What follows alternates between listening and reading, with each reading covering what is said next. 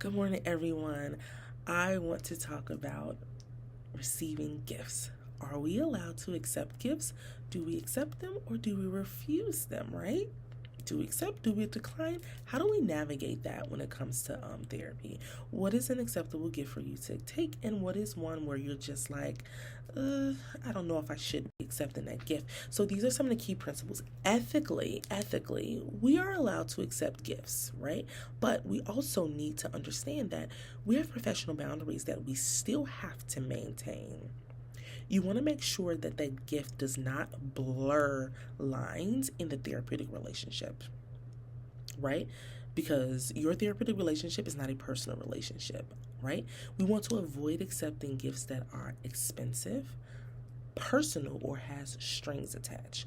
That's when those lines get blurred. Like if you know that your client is struggling with transference with you, and he or she has expressed like some feelings towards you, then it's probably not a good idea to be accepting a gift from them, because you don't want to further blur those professional boundaries or those lines that you have with that client.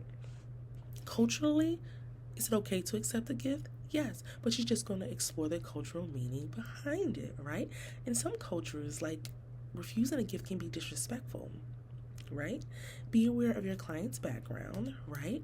And how gift giving is perceived when it comes to them, right? The therapeutic impact of therapy, like I just got finished saying, you want to considering how accepting a gift or declining it may impact the therapeutic relationship that you have.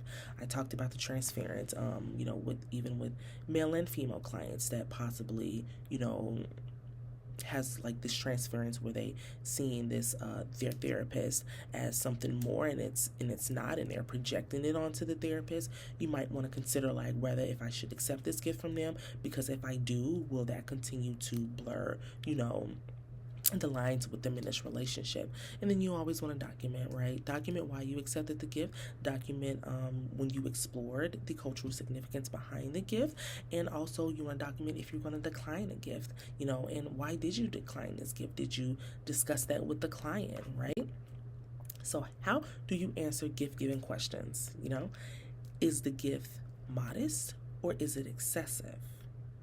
A modest, culturally appropriate gift, yes, it can be acceptable, right? But again, we want to explore the cultural behind receiving the gift. An expensive or an intimate gift is unethical, and you should not be accepting them at all.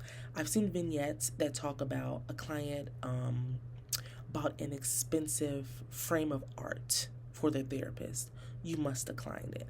I've seen vignettes that talk about money gift cards, giving it's like a cash card or something. You must decline it. We do not accept cash as gifts from our clients, right? And then you also want to consider the timing.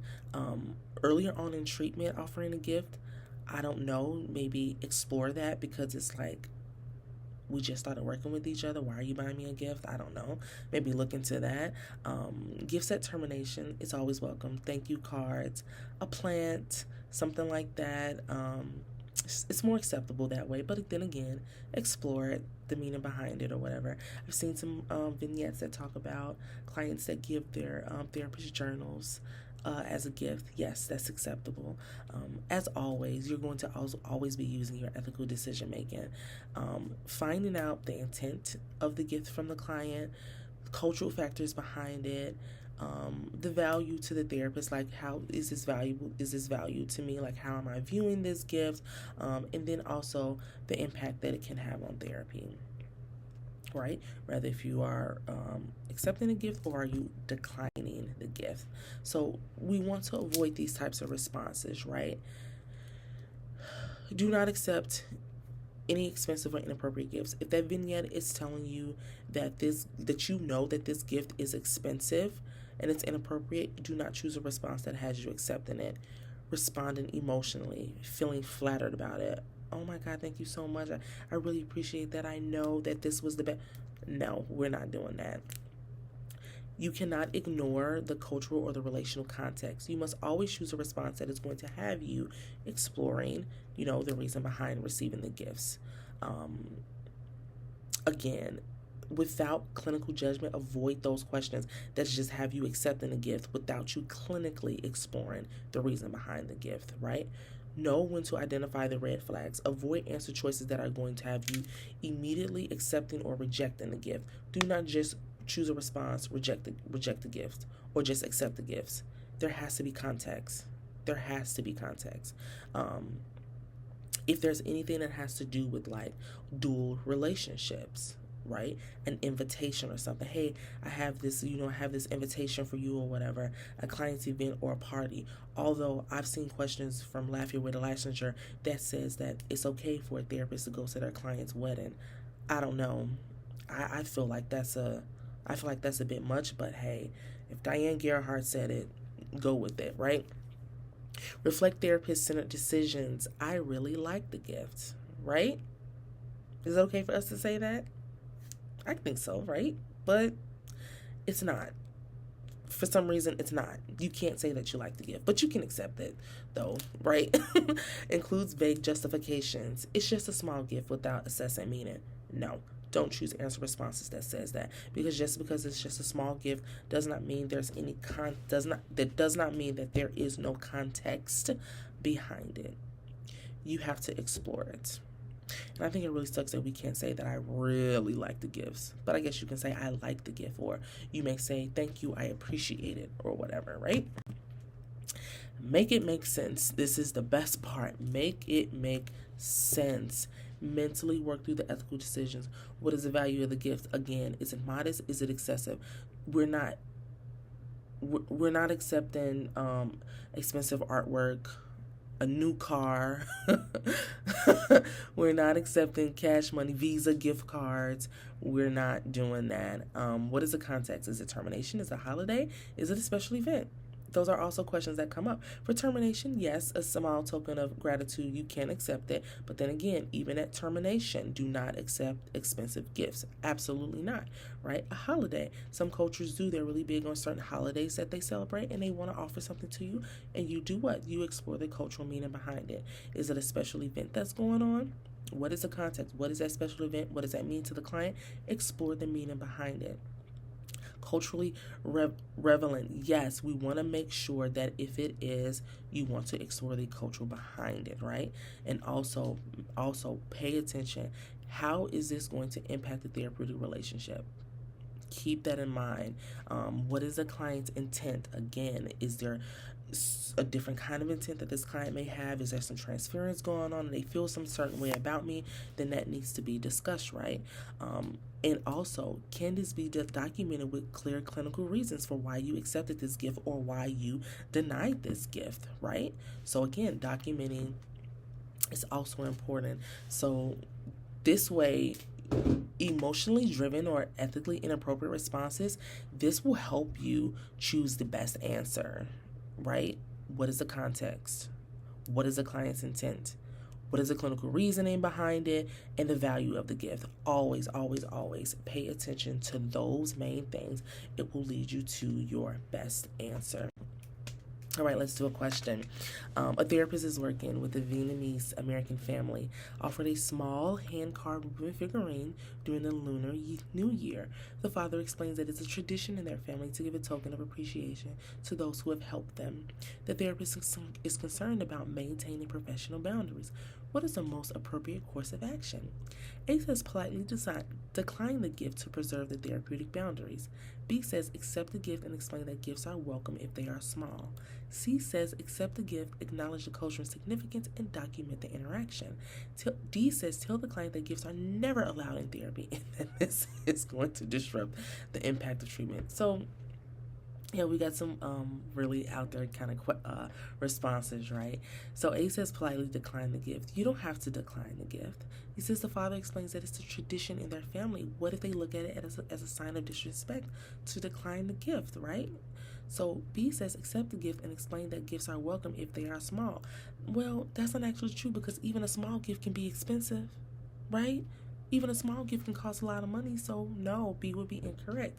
C says, accept the gift, acknowledge the cultural significance, and document the interaction. That sounds nice, right? But then D says, tell the client that gifts are never allowed, making D wrong because that's not true.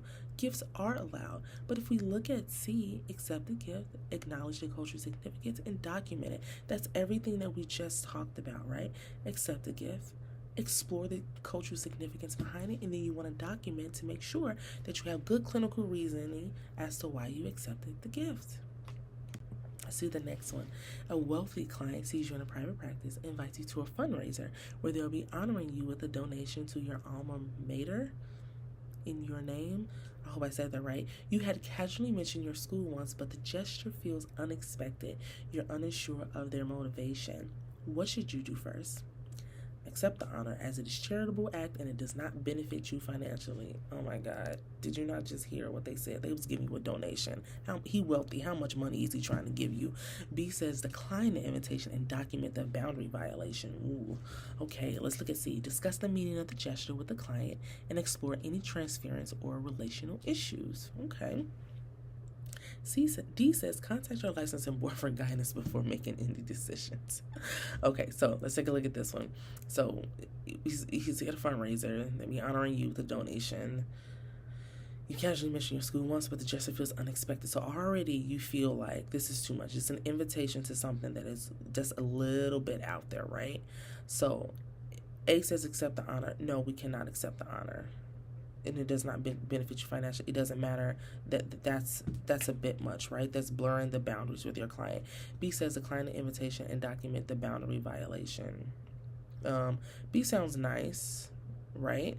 So then C says discuss the meaning of the gesture with the client and explore any transference or relational issues. C sounds good too, right? And you automatically know that D is out because it says contact your licensing board, right? So if we take a look at B says decline the invitation and document the boundary violation. It doesn't include us, having a discussion with the client, and you must explore it with the client, right? Don't just remember what I said. You just can't choose responses that says just decline, right? So C says discuss the meaning of the gesture with the client and explore any transference or relational issues. Obviously, there's some transference or some relational issues going on that this client is just not kind of understanding. So you want to discuss the meaning of the gesture with the client and explore, right? So that's what you're going to do first, and then you can decline the invitation once you discuss the meaning behind it.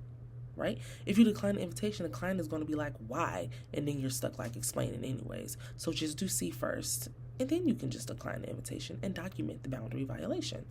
Makes sense? I hope that makes sense. This was very, the gift-giving questions were always they're the fun ones, I like to think. So I said pretty easy, huh? If it's expenses, decline, but discuss and explore. If it's culturally given, accept, but still explore and discuss. If it's not culturally given, but it's a monetary gift, you still accept and you still explore. But just like this last question, they're asking you, like, what do you do first? You're always going to explore first. Explore first. Do not just choose a response that has you declining. Do not just choose a response that has you accepting a gift. Okay? I hope this makes sense. We can do more questions like these. Again, if you have any questions, comments, or concerns, please leave me a message. Drop me a comment, and I will be here to support you. Alrighty, guys. Have a great Tuesday. Bye.